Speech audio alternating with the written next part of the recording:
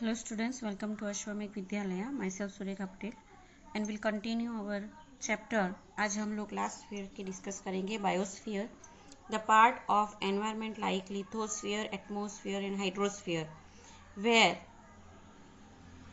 wherever living being is seen alive is called biosphere. के जहाँ पे लिविंग बीइंग्स जो है, जो जिंदा रहती है, यानी कि उनका जीने का जो फॉर्म है, that is known as a biosphere. Environment का लिथोस्फीयर, एटमोस्फीयर और हाइड्रोस्फीयर तीनों का पार्ट मिलके कि जहाँ पे लिविंग बीइंग्स जो है अपने एग्जिस्टेंस के लिए रहते हैं, उसको क्या कहा जाएगा? Biosphere. Biosphere is comprise of variety of life forms. This living spheres include humans, vegetations and animal life. ये बायोस्फीयर्स के अंदर जो लिविंग ऑर्गेनिज्म है उनका इंक्लूडेशन होता है.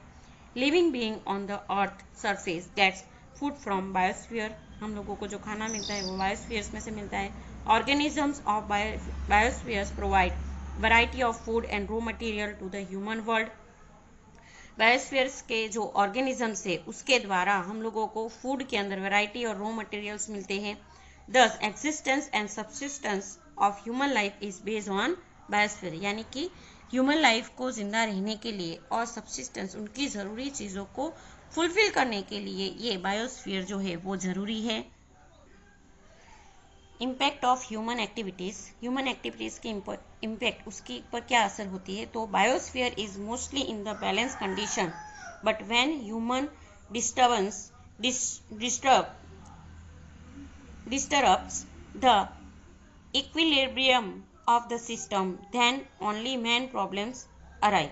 बायोस्फीयर जो है वो मोस्टली बैलेंस कंडीशन में ही होता है, लेकिन जो ह्यूमन डिस्टर्ब्स यानी ह्यूमन डिस्टर्बेंस एक्टिविटीज जो है उसके द्वारा ये जो सिस्टम है उसको इम्बैलेंस किया जाता है, और जिसकी वजह से मैनी प्रॉब्लम्स अराइज होती है.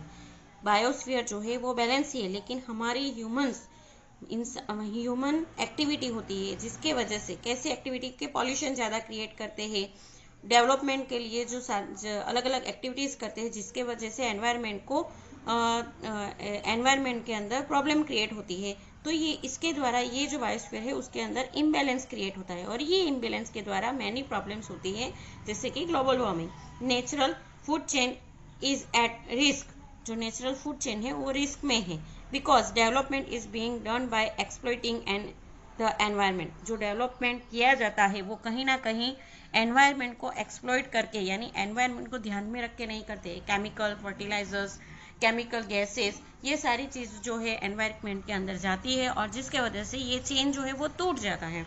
This condition is harmful for human being as well as for environment. Human beings के एग्जिस्टेंस के लिए, जैसे कि हम लोग देखते हैं कि पहले के समय में पॉल्यूशन इतना नहीं था तो लोग ज़्यादा लाइफ स्पेंड करते थे. अभी पॉल्यूशन की मात्रा बढ़ गई है तो लोगों की लाइफ स्पेंड करने की आयु की जो वही मर्यादा है वो भी कम हो गई है. तो ये ह्यूमन बीइंग के लिए तो डिस्टर्बेंस क्रिएट करता है, लेकिन एनवायरमेंट के लिए भी, क्योंकि एनवायरमेंट के जो अंदर लाइव ऑर्गेनिजम्स है उनकी जो फूड चेन है वो भी, उसके अंदर भी डिस्टर्बेंस क्रिएट होता है. तो इस तरह जो ह्यूमन एक्टिविटीज़ की जाती है, उनके डेवलपमेंट के लिए जो एक्टिविटी की जाती है वो बायोस्फीयर के लिए, लाइफ स्पैन के लिए हार्मफुल है. स्टूडेंट्स, ये वीडियो के अंदर कंटिन्यू हम लोग एक्सरसाइज का डिस्कस कर लेते हैं ताकि आप लोगों को पता चले. ये लेसन्स आपको रीड करना है. जब भी कोई भी लेसन कंप्लीट होता है तो every day you have to be read this content, ताकि आप लोगों को समझ में आए कि वो क्या कहना चाहते हैं, और जो क्वेश्चन आंसर है वो भी आप लोगों को समझ में आए. चलो, फर्स्ट क्वेश्चन है, which are the main sphere on the earth. कौन से स्फीयर है? तो 4 sphere: lithosphere, hydrosphere, atmosphere and biosphere. What is mean by lithosphere? Lithosphere क्या है? तो जहाँ पे हम लोग ने कंटेंट सीखा था वहाँ पे मैंने टिक मार्क भी करवाया है, फिर भी हम लोग देख लेते हैं वापस.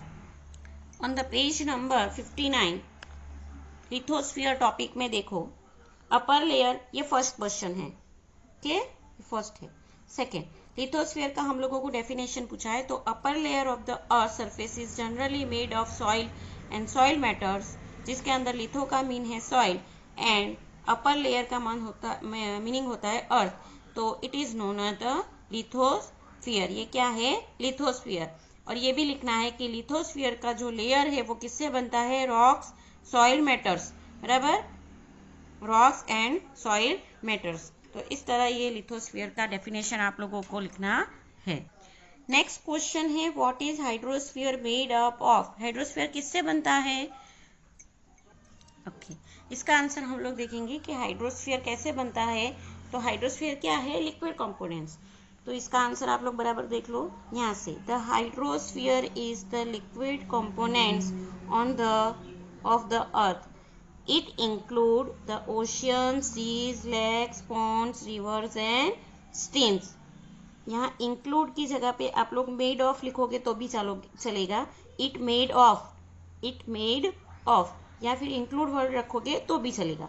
It includes the ocean, seas, lake, ponds, river and stream. बराबर। और इस तरह जो है लिथोस्फीयर बनता है। तो ये है इसका answer. Next question is which are the main gases of atmosphere. Atmosphere के मेन गैस कौन से हैं?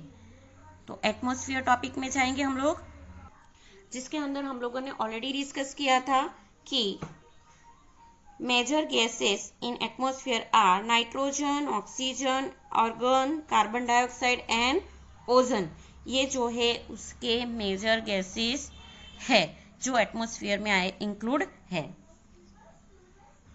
Okay, who is include in the biosphere. Next question क्या है कि बायोस्फीयर के अंदर कौन कौन इंक्लूड है।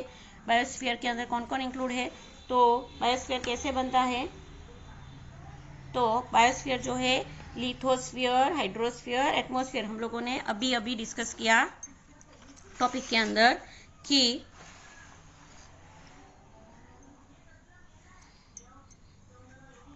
the part of environment like lithosphere, atmosphere and hydrosphere। या फिर ऐसे लिखना है कि lithosphere, atmosphere या hydrosphere include in the biosphere that this living sphere। biosphere is ये सेंटेंस नहीं लिखना है, दिस वन इज नॉट लिखना है, लेकिन दिस लिविंग स्फीयर इंक्लूड, ये जो लिविंग स्फीयर है हम लोग ने जिसकी बात की, तो ये फर्स्ट सेंटेंस लिखना है कि the part of environment like lithosphere, atmosphere, hydrosphere where living being is seen alive is called biosphere. This living sphere include, जिसके अंदर human, vegetations and animal lives are include in it. Human, vegetations and animal life include in this sphere। okay question number 2 and question number 3 आपको खुद करना है, because इसके लिए आपको lesson reading करना पड़ेगा, जो आप लोगों के लिए एक होमवर्क है।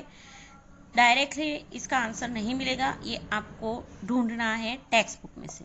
लास्ट क्वेश्चन है राइट शॉर्ट नोट दी है। फर्स्ट है atmosphere, hydrosphere and importance of lithosphere. तो सबसे पहले हम लोग एटमॉस्फेयर की बात करेंगे।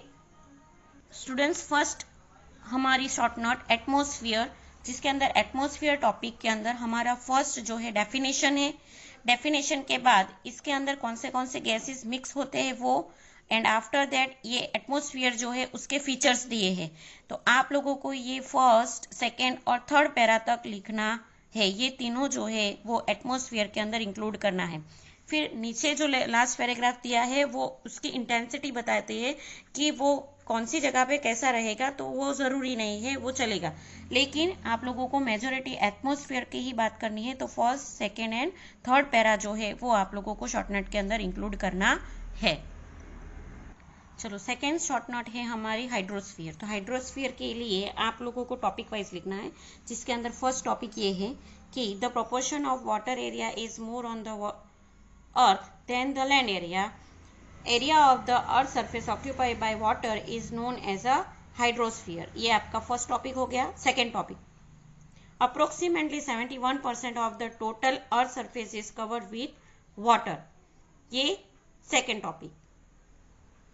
Third topic, this area of the earth surface is so vast that continents appear as if island.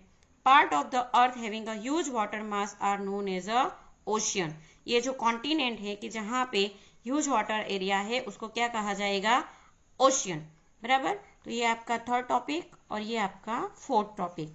ये आपको कंटिन्यू लिखना है क्योंकि यहाँ पे ओशंस के नेम दिए हैं. They are respectively well known as the Pacific, the Atlantic, the Indian and the Arctic ocean. बराबर. चलो ये 4th टॉपिक कंप्लीट हो गया. उसके बाद ये 5th one, 5 topic. 97% of earth water is found on the ocean and Saleen water.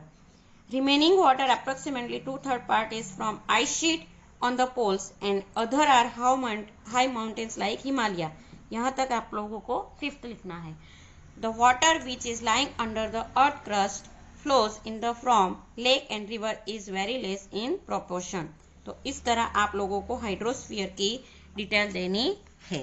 Now हम लोगों का जो लास्ट शॉर्ट नोट है इम्पोर्टेंस ऑफ लिथोस्फीयर. तो उसके लिए लिथोस्फीयर का जो टॉपिक है जिसके अंदर last para importance of the lithosphere, जिसके अंदर first one, lithosphere has close relation with biosphere and vegetation. ये first topic. Second topic, our home, water, farming, industry all are closely associated with lithosphere.